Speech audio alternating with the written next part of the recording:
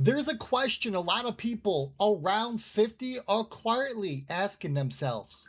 Sometimes in the car, sometimes at 2 a.m., just laying in bed.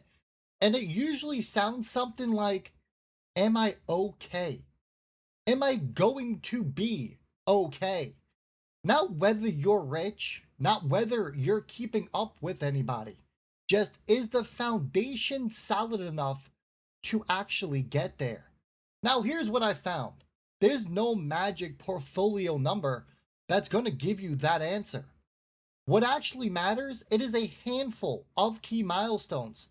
And if you hit them by your mid 50s, the math of retirement, it gets a whole lot more forgiving.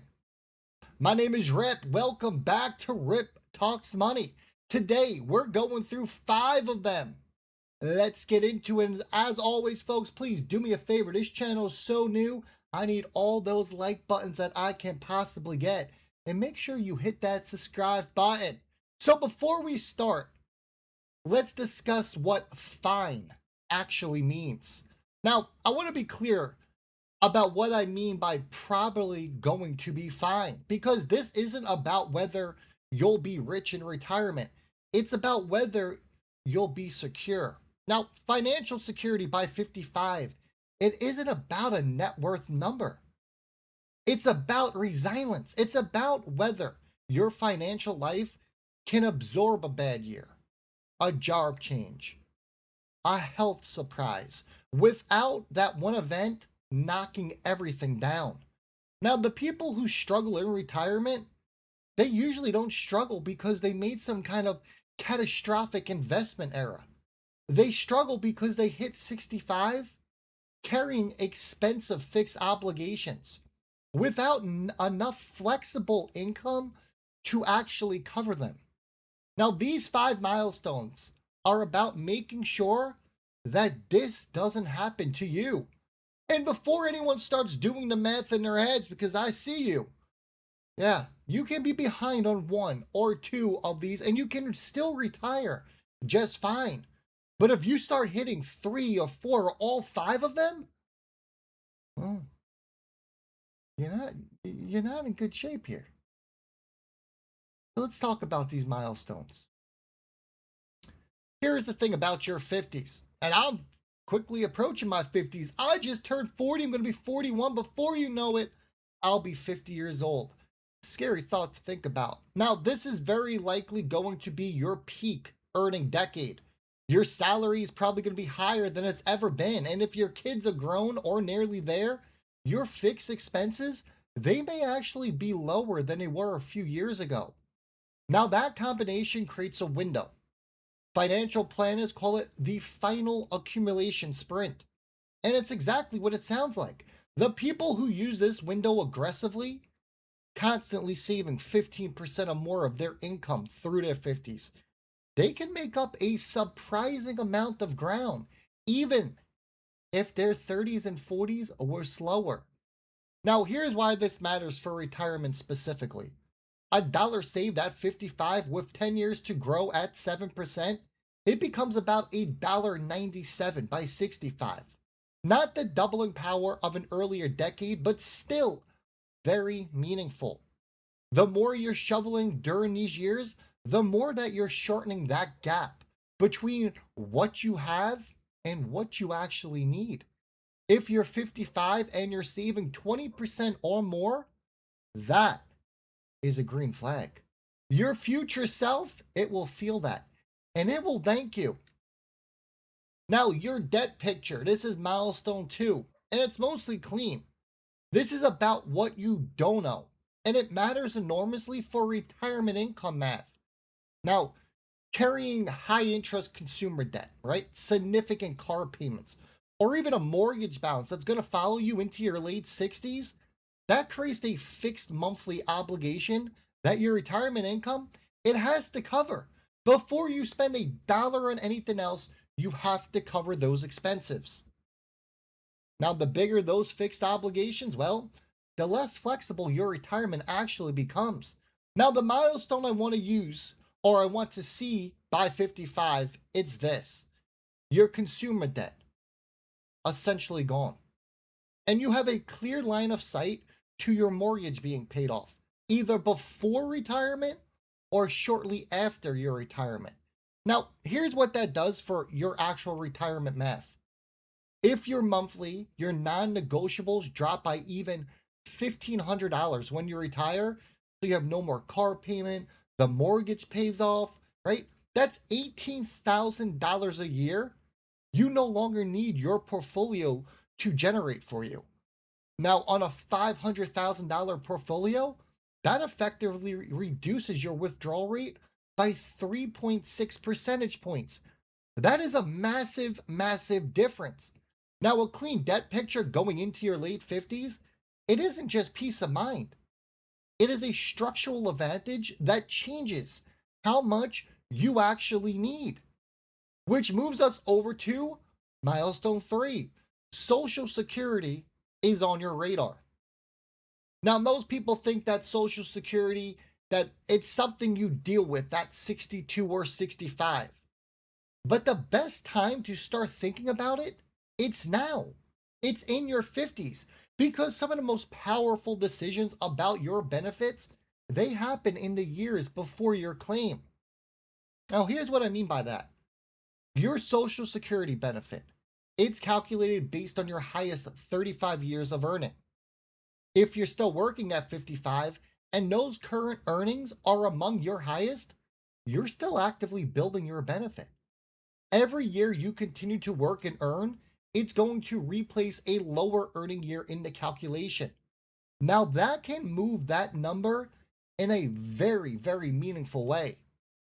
Now, the milestone here isn't about claiming strategy yet, right? It's about awareness. If you go to ssa.gov and you look at the projected benefits right now, you can know what number you're working with. You can know what happens to that number at 62 versus 67, even verse 70. And here's the retirement savings, along worth keeping in mind. The difference between claiming at 62 versus 70 for someone with a $2,000 full retirement benefit, it's roughly about $1,300 per month, every month for life. Now, that's the equivalent income of roughly an additional $315,000 in your portfolio at a 5% withdrawal rate. Knowing this now at 55, it gives you time to plan around it. Now, healthcare. This is big. You have a healthcare bridge plan. This is one that catches the most people off guard, and I don't think it gets enough attention. Medicare starts at 65. So if you want to retire before 65, or even if something forces you out of the workforce before then, you need a plan for healthcare coverage in that gap. And that plan, it needs to have a number attached to it, not just a vague intention. Look, marketplace coverage for a healthy 60-year-old individual, it can run anywhere from $400 to $1,000 per month. Per month, everyone. A couple? Well, that price goes even higher. Now, if that cost hasn't been factored into your retirement math, it might be wrong. I mean, the milestone is simple. You looked at what healthcare would actually cost you between retirement and Medicare. You've run the numbers and you either budgeted for it or you have a clear plan of how to cover it. Whether that's a spouse coverage, Cobra, the marketplace, or an HSA that you've been building. An HSA, by the way, is one of the most underused pre-retirement tools out there. This is a triple tax advantage. Money goes in pre-tax, it grows tax-free, and it comes out tax-free for qualified medical expenses. So if you're in a high deductible plan and you haven't been maxing out your HSA contributions, your 50s are the time to fix that. Now, milestone number 5.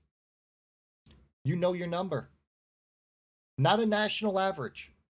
Not a benchmark from a financial magazine headline. Your number. Your real number. And here's what I mean. Most people think about retirement in terms of savings. Do I have enough? But enough, that doesn't mean anything in the abstract. Enough to do what exactly? Your number is the monthly income that will let you live the life that you actually wanted to live in retirement. Not some fantasy version, not a stripped down version, the real one. Your housing costs, your food, travel, healthcare, your hobbies, all of it. What does that actually add up to per month? And once you have that number figured out, you can work backwards. Your Social Security, it covers some portion of it.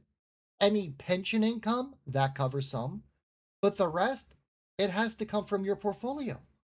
And now you have an actual target, not a number that some random article on the internet told you that you have to aim for. The milestone is knowing this figure and checking it against reality. If the gap between what you have and what you need is large, well, you got 10 years to close it. That's actually enough time. If the gap is small or non existent, well, guess what? That is one of the best feelings in personal finance. So, those are the 5 milestones. Savings rate still strong, debt picture clean, Social Security on your radar, your healthcare bridge plan, and your actual number identified. And here's the truth about all 5 of them: they're not magic, they don't guarantee anything, but hitting them by 55, it means you're not walking into the final decade of your working years hoping for the best. You're walking in with a plan and a foundation that's hard to knock over. If this was useful, give it a like. It helps more people find this channel who needs to hear this kind of stuff. Drop a comment down below and tell me which one of these 5 feels like it's going to be the hardest one. I read all the comments. Look, new video coming out soon. Subscribe. You're not going to want to miss it. I'm Rip, and I'll see all y'all on the next one.